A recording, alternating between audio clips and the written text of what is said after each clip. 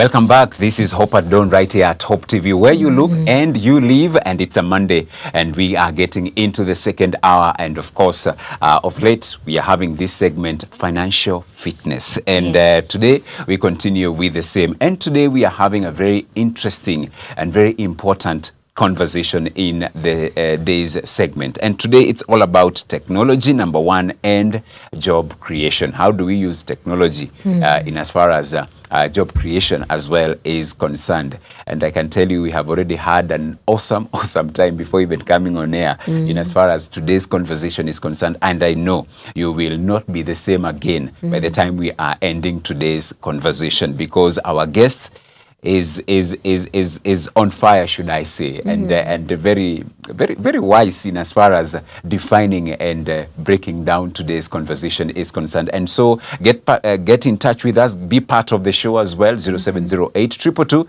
323, that is the WhatsApp platform. And today on Financial Fitness, as we said, technology and job creation is our topic, and our guest already in studio, his name is Kangethe John. Good morning, sir. Good morning, George. Good morning, Beatrice. Good to have you this morning. Thank you. Pleasure, and thank you for having me. Awesome. Karibu sana to Hope at Dawn right here at Hope TV. A brief introduction of Kangethe John. Thank you. My name is John Kangethe. I'm born again. Amen. I love Jesus. Amen. And I'm glad to come back to my church. This is where really my faith was built. Oh, wow. Yeah, for about 8 years before I moved out of Nairobi to the suburbs. Yes. This was my mother church. Wow. So I'm also the founder and director of Sensei Institute of Technology. We train practical skills. So we live technology day to day. Yes. Yes. Yeah. Yes, thank you. Beautiful. And I think before we started the interview, we were talking about the term technology in itself. You know, to the common person, they may have all these illustrations of what they think technology to be, depending on what we've been exposed to. But maybe you can break it down for us. What does the word technology even, refer to? Very good. I think the term technology, so some of the terms, it is one of the terms that is many times misunderstood, misused, maybe even abused. In that, when you look at it, it has two components. Logi talks of knowledge or the study of something, and tech is just something technical, and technical means things that you do. But other than that, if you start looking for other meanings, I dare say the way it is defined misleads. That's why it is misused. That's why it is abused. But from where I sit, technology is basically the knowledge of how to do things. There is nothing, the terms you find will say the scientific way of doing something and so on. Yes, it may be scientific, but don't use that, because when you say science, how many people did science? So you are losing majority of the people, and they feel like technology is not for me. Yet, in its actual proper use, technology is everywhere when you look at it as simply the knowledge of how to do things. Yes. Wow. So my grandmother was a technologist because she used to make baskets. But you see now, I think what you have said, the misusing, the misunderstanding, the abusing of the term technology is whereby now even that grandma, making those baskets and all, for her, she cannot be termed as technology, should I say savvy, because maybe there were no machines. Maybe that's what you are saying in terms of the misunderstanding we have.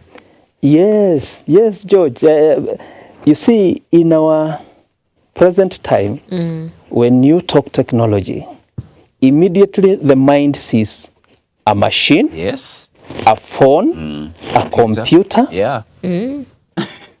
But that is really small usage of the term because it's wide. Yeah. It's very wide. Yeah. Yes. Yeah. And let's talk of how now the same, in talking now technology, has now impacted employment in Kenya. How has it impacted employment in Kenya? That's very interesting because in other areas, the embracing of, let me call it high technology, has reduced the need for hands for people. Yes. They have people who can do things, but now they have machines that can do better faster True. than the people, Yeah. so they employ them. They employ the machines. Yeah. What about in our situation in Kenya? We actually don't have people who can do the things. And apparently, by the way, we also don't have the machines. Yes. And because we have limited our understanding of technology, there is so much that is not done in this country. Because it's not for us. We don't know how to do it. We don't have the technology. Yeah. And that may sound like, oh, you are being too harsh on us. Yeah. But you just need to ask yourself, what am I wearing? The shoe, Turkey, Indonesia, the clothes, Turkey, Indonesia, China. Because them, they know basically technology is doing things. So they do them. Yeah. And there is no shame in doing tailoring or fashion and design in China. Because it's real technology, it's real business. Yes. But for us, it's scientific. What is scientific about tailoring? In fact, if your son, your daughter goes to do tailoring, you feel like you want to hide, The others went to do mass communication. The others went to do civil engineering. Mine, Went to do plumbing. yes. But as you are thinking that way, you are wearing a Chinese cloth. I think we really need to go back to the basics and understand these things so that we are able to put ourselves in the right place. Yeah. And I think this literally even changes whatever questions we had, because now you're opening our eyes to understanding that technology is not limited to what we have known and the specifics of what we think are technology. And I think in the world that we're living today, we are complaining so much about unemployment. But then would you say that sometimes the problem we have is people just feeling that they just have preferences and they're like, I can't do this. I probably need to do something that is more technological or is going with the times, as compared to doing something that will require me to use my hands, use my mind. What would you say about that? Beatrice, you can't victimize somebody for what they think. And people think as they were brought up, as they were trained. Yeah. Where we are coming from, who we are is who we've been trained to be. Yeah. So we didn't fail for us to look at those things. What I'm trying to say is that this perception needs to actually be changed right away from nursery, right away from grade 1, all the way to the university. And many times, those are not the things that you are told now, think technology. No. It is the philosophy you build into the education system. That philosophy, which you don't talk about, you don't shout about it, it is not in black and white. I like giving the example of a military officer. That nice brother of yours or sister of yours, he's recruited into the military. After 2 years, that guy is precision, clear in his job. Yeah. Training without being told, now we are changing you into this machine, but they become the machine. You understand? Yes. That's what we need to do to our nation. So that because you do not know who will become the best fashion designer, who will become the best space scientist, you train all of them to understand knowledge for what it should be. And build in ourselves the ability to believe in ourselves. Yeah. Yeah. And that is normally subtle. Yeah. It is not said, it is not written, Yeah. but it is built into the education system. Yeah. So the person who thinks that I'm not a scientist, he's a product of his education. Yeah, no, nothing wrong about him. It is all of us that need to go back there and just build that resilience, that understanding, and actually get our hands to the work. And there is no mean work, and there is no higher work. In my days in school, we would think those who are doing archaeology, or they are doing BA in this or BA in that, that they are lesser. But later on, we are wiser. Now we know if you do not employ a social worker, because you are doing a road and you are a civil engineer, you create a mess that we see in the roads. You get? A social worker, that knowledge, and they come with their skill sets. Yes. If you do not employ people who understand materials, local knowledge, again, you don't get it right. Yes. Wow, that's good. Mr. Kangethe, the other day we changed even the school curriculum to try now to to change, to have a mind shift.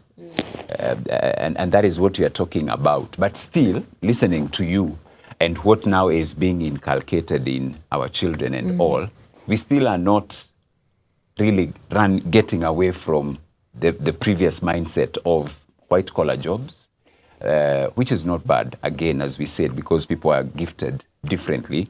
But then again, you find there are courses that are being ignored, that they are not the in thing. What would you say? First, I think for me, I was very excited with the change in curriculum. Because the attempt was very clear what we are trying to do.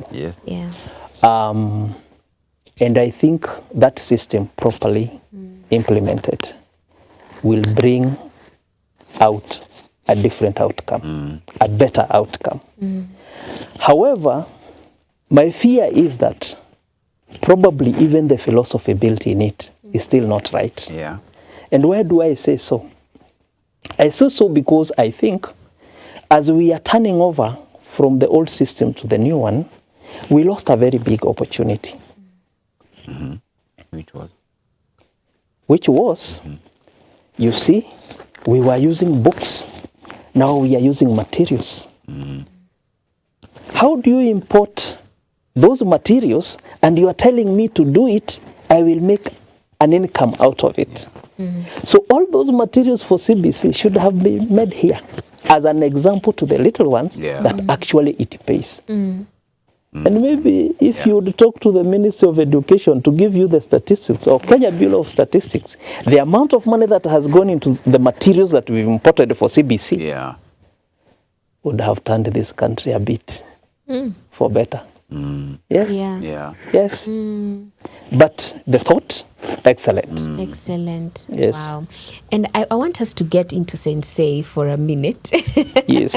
Because I think even as we are discussing all these things, it's important for our viewers to get a bit of a one-on-one, a practical example, and even getting these examples that actually are what you are pushing for. So maybe let us into Sensei and tell us more about what are these activities that actually take place. What are these? It's an institute of technology, and looking at your perspective of what technology actually is, I'm curious to understand then what is fostered inside Sensei. Thank you. Maybe I start with the history, where we came from.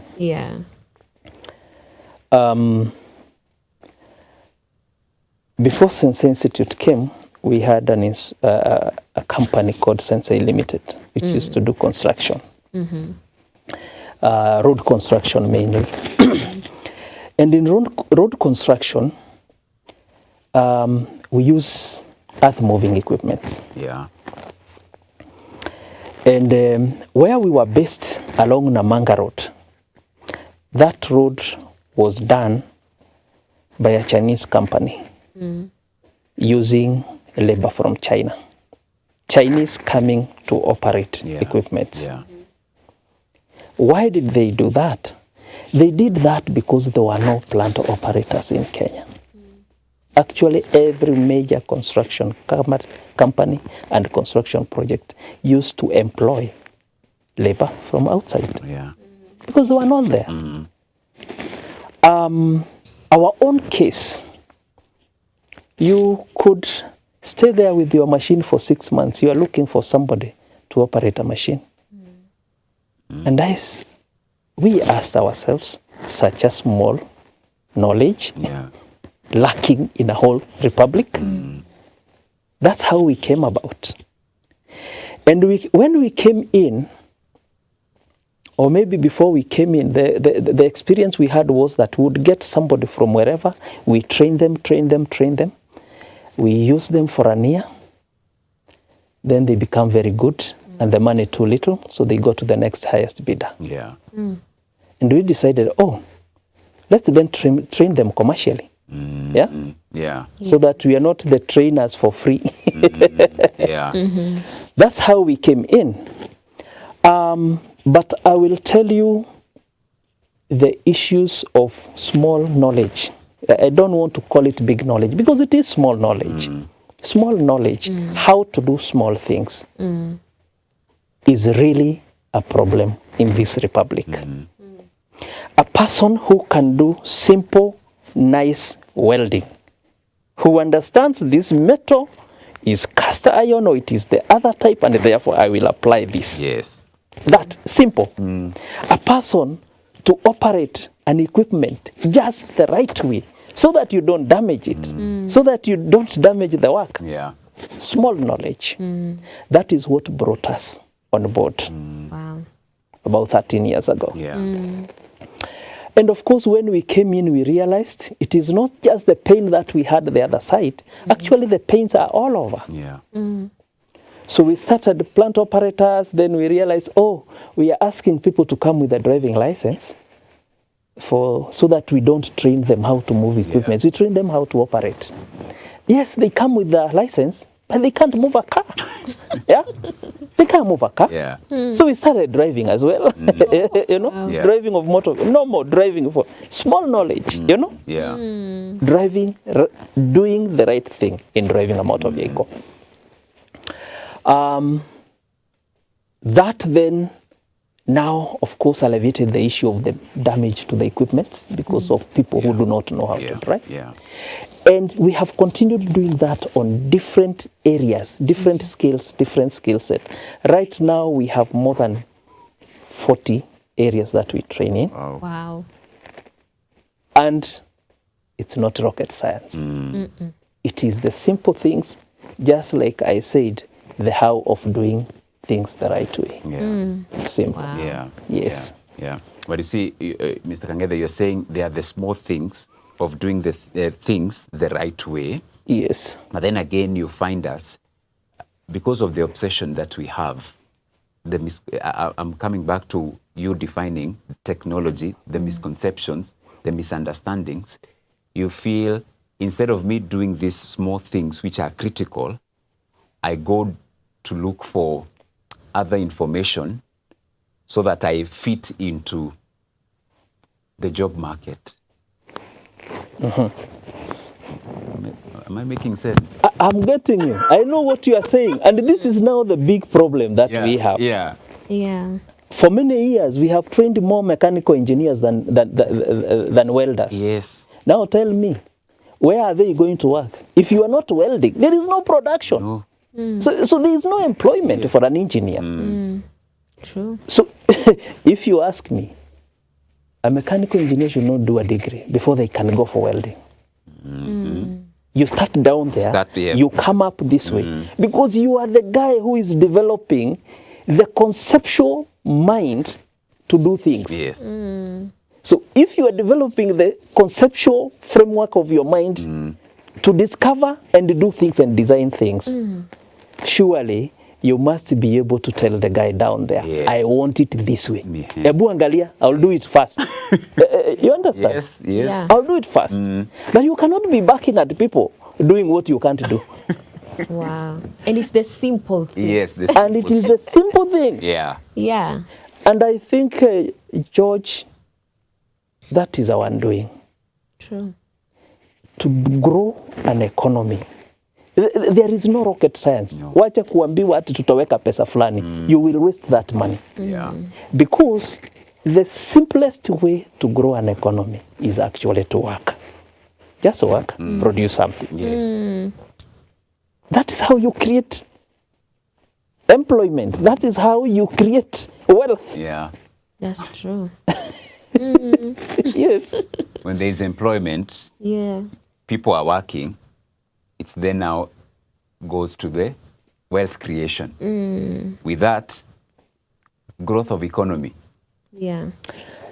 Yes, and you see, if you look at technology from where it began, in the Word of God, when Adam messed up, he was told, because of you, the ground is cursed. Yeah. And for you to eat, you must sweat. Yes. That is the journey of discovering how to do things better. It's true. People don't want to sweat. Yes. Yes. That is the journey. Now, Adam had to become a farmer. He had to know which fruits to eat so that he does not die. Yeah. He starts now generating knowledge of doing things. Now, that same statement of by the sweat of your brow shall you eat simply speaks to what we've just said in the last conversation. That the basic founding block for wealth creation is work. Any other way, by the way, it's not godly, it's cursed. Yes, any other way. You don't even need to talk about corruption or anything. No. It is any other way. Just sweat, create wealth. Yeah. You don't create wealth without employing people. You can't create wealth without employing yourself. Yeah. Because you are working. Yeah. And what do you work doing? You only work doing three things. And this is solving the human problem of food, shelter, and clothing. Yes. And when you ask about employment, for example, how do you create employment? Because we are talking about job creation. You cannot create employment outside those two. Those are the basic. The other things of leisure and all, Yeah. they will come second. Yeah. First solve those three. So you are welding, or you are building the block so that we are sheltered the way we are sheltered here. Yeah.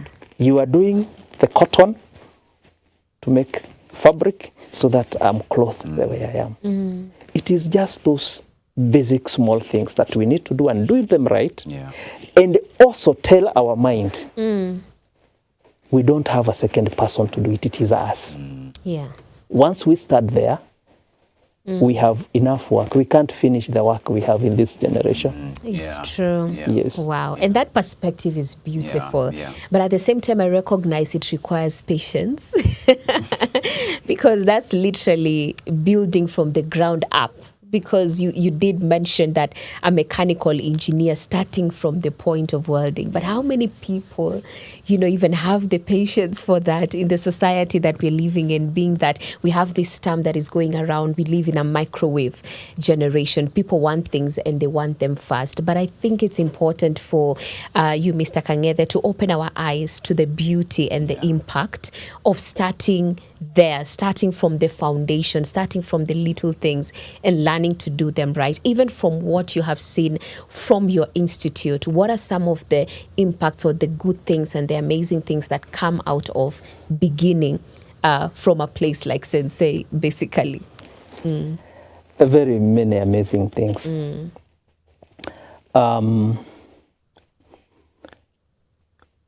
We have now many people who have passed through our hands. Actually, over 30,000 have passed through our hands.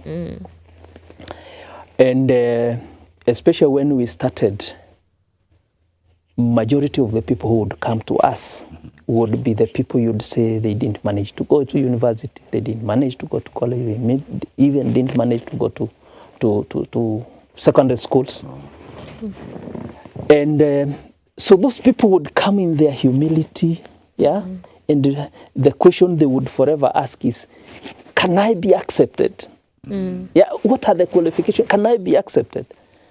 And the answer would always be very simple. You only need a national ID, and we don't deal with the children. So just come with a national ID, and if you want to do painting, you will do painting. And one of the cases really that makes me very happy is of a gentleman who came from Kilifi to do painting, all the way to Nakuru to do painting. And as we are speaking today, he's in Saudi Arabia doing contracts for painting. Simple, small things. We have had mechanics. We also train in mechanics. People working in DRC. People working in Uganda. We have also had we have trained basically people from all around us. Tanzania, Uganda, DRC, Nigeria, even Mali. And they are coming because they are listening to us and saying, oh, all you need is me to be there. I'll be shown. They come and they actually make a difference in their lives. With these skills, we have had people come, humble as they come in. After 3, 4, 5 years, they come and tell us, oh, thank you very much, I didn't tell you then, but we didn't have a place to stay. I bought my mama a place. I built for her. Skills make a difference. And as you have rightfully put it, skills is the foundation of building a nation. And I feel frustrated when I try to project backwards and forwards the skills that we have and the skills that our fathers had even 200 years ago. All of us know the Maasais and the Kikuyus, their wars. They were not using sticks, were they? No. They were using spears. Those spears were not imported. No. Soil was processed and iron was made out of that soil. And a spear was made out of it. Wow. Yes? Today's person in Kenya, they look at metal as that thing that cannot be changed. They cannot handle it. Because when our education, the current came, it told us that knowledge, that one. So we lost it. And it is not just iron. It is many areas. I think we simply need to understand technology for what it is. I will tell you, even the professors we have today cannot extract iron from iron ore in this country. It's true. But our great-grandfathers did it. So we lost it somewhere, and it's not very far. By the way, we can walk backwards and just take it up, and we move forward. Wow. I'm listening to you and looking at there's so many opportunities that maybe people have squandered. True. Looking for, yet their wealth, whatever God wants to bless them with, is in their surroundings. Under their feet. Yes. Right. Yeah, but we have not exploited because of either being blinded, brainwashed, to the point that unless I am in this white-collar job, I can't really make it in life. Now that you have defined technology, looking at the nation of Kenya and the resources that we have and the opportunities, agrarian opportunities that are all over, but we really have not seen the potential because of the misunderstanding of this technology. Oh yes, and it is not only a technology that we don't understand. The misunderstanding is also education. Yeah, it is not just technology. It is also education. Yes. Yeah. The education we go through pushes us towards a certain end. Yes. Yeah? Yes. And if you don't get to that certain end, you become frustrated. You get lost. Yeah. Education is simply meant to make you a better user of your environment. If it doesn't achieve that, it's not worth having. Just stay the way you were before. You don't waste time. Yeah. And making better use of the environment you find in includes taking advantage of the opportunities in that environment. Yeah. That is why hunter-gatherers, for example, if they hunt honey, they don't live in the grasslands. They live near the forest. That is proper use of knowledge. Yeah. Yeah. Yes? Those who hunt don't live in the forest. They live near the open grasslands because that's where you find the gazelles. Traditional, simple knowledge, simple education. Yeah. Now for us, when all of us are pushed to a certain one small funnel, because the small funnel, and I will show to you how small it is. This small funnel cannot fit 1 million people graduating from the university every year. It can't. Can't. And even if we, you know, Mr. Uhuru, our former president, said he wants everybody to transition. A very good idea. But the question I would have asked him, if we had a sitting like this, I would have asked him, transition and to where? Please define the transition. Yeah. So that we have a balanced transition, so that we do not have 1 million frustrated people every year getting to the street. Yeah. Yeah. Yeah. Why is this funnel small? The funnel says, I will be the DO, I will be the government officer, I will be the engineer, I will be the other. You know, this guy, Yeah. you are calling it white collar. Now, white collar, what work do they do? If we ask ourselves, what does white collar do? What do they do? In a big organization, very big organization of 10,000, maybe it's only Safaricom we have, you have one CEO, Yes. isn't it? Yes. The line managers keep increasing until you get to the call center, where you have the square of all the managers as the employees, isn't it? The square. So the funnel is like, Yeah.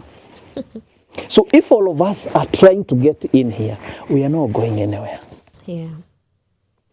And maybe that also explains why, if you go to the US or to Europe, a welder is not a cheap employee. No.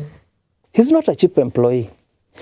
For us, we treat them as not important employees. The mason is not an important employee. But he's the guy doing the building. Without the mason, we will not build the house. True. So what, if you ask me from where I sit, we need to employ what we call the pyramid of skills. The pyramid of skills talks about that at the top of the pyramid, you have one professor. And below the professor, you have very many people who are doing the technical things, you know, the technicians. And as you come down to the guy at the bottom here, you have very many of them. So the pyramid is like this. But these people, all of them require training. All of them to the bottom. Are we appropriately training our people so that actually our pyramid can stand upright? Right now, our pyramid is upside down. Yeah. And that is why frustration, lack of employment. Because the guy who employs the manager, the real boss of Safaricom is not Mr. Ndego. The real boss are the people serving us at the bottom. Yeah. If those ones go away, Mr. Ndego has no job. Yeah. He doesn't have a job. You know? Yeah. So these are key, very key employees. Then we must equip them in our nation so that we have a thriving, stable, sustainable economy. Yeah. Wow. That is Very, very powerful. Listening to them, hoping who is listening? I hope someone is listening. And Mr. Kangethe, I see time. Of course, when you're having a good conversation, it's never on your side. We have 3 minutes. Oh, So, imagine to the top of the hour. So I want you to talk to two people. yes. And the two people you're talking to is a young person.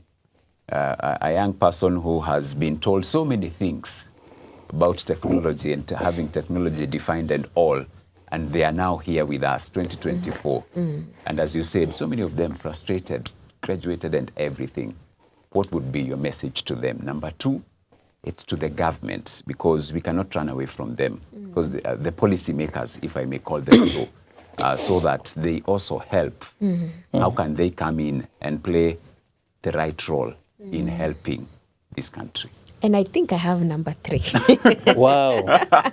Since we have 3 minutes. Yeah. But number 3 would be to the parents. You did bring your boys today, and I mentioned that this is the first time this has ever happened. And you speaking with them, being in the room, is making me wonder, how many parents are actually listening to this and taking the notes. Yeah. Because if you think about it, parents, they're the ones who tell you what to do. In fact, most of the time, they will tell you to fit into that little funnel. I want you to be a lawyer. You tell them you want to do something that it's equal, you are Kali. They're like, no, you can't do that. You need to go for the big jobs. You need to be a doctor. You need to have this big title. But also talk to the parents, even pertaining this whole conversation. How can they help their children explore and understand that actually building from the foundation is even a better idea than trying to get to the top and even later on actually even falling because you just didn't have even the skills. So maybe talk to these 3 individuals. Thank you. I'll start with yours because I like it. Yeah. Because one, I want to refuse that there is nothing called Jua Kali. There is no Jua Kali. That is very serious formal engagement. We just need to make it better. Yeah. So parents, allow your children. Let them be able to do those practical skills that needs to be done. Yes. And I want to challenge those children. Please, when you get to do it to the best. When God created everything, he looked at it and said, everything is good. You are made in the image of God. Everything you do, make it and you say, actually, it is good. That way, you'll be able to compete with the world. If you don't, even us, we will not take what you do and we'll call it Jua Kali. For the children again, open your eyes. See the world for what it is. You cannot say that you cannot do clay modeling, but you use a kaolin cup, a kaolin plate. You have kaolin in Kenya, you can do clay molding. Don't say you can't do leather work, but you wear shoes. We can actually wear your shoes and do them to perfection. For the government, I think what I would want to say is there is no country that is an island anymore.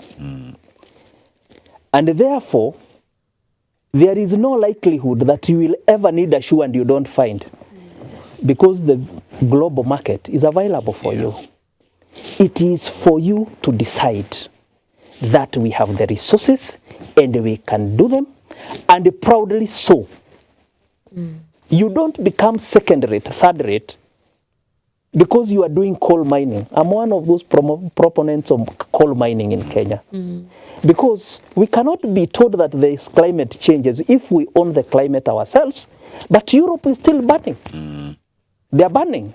In America, they are burning. Let's exploit our resources. Yeah. And we don't become third rate or offenders of the climate, because we are not the only ones. If anything, even if you start burning today, how much will you burn compared to what is being burnt a day in Europe? Let's stop being brainwashed. And we do not need to be accepted because we have accepted what they are telling us. We have a life of our own and a nation to run. Let's put policies in place that are actually beneficial to us, not to our neighbor. Our neighbor comes second. We come first. Yeah. Yeah. You know? That's what I have to say. Wow. Thank you. Amazing. Awesome. Mr. Kangethe, very passionate about the topic this morning, and it's an eye-opener for me personally.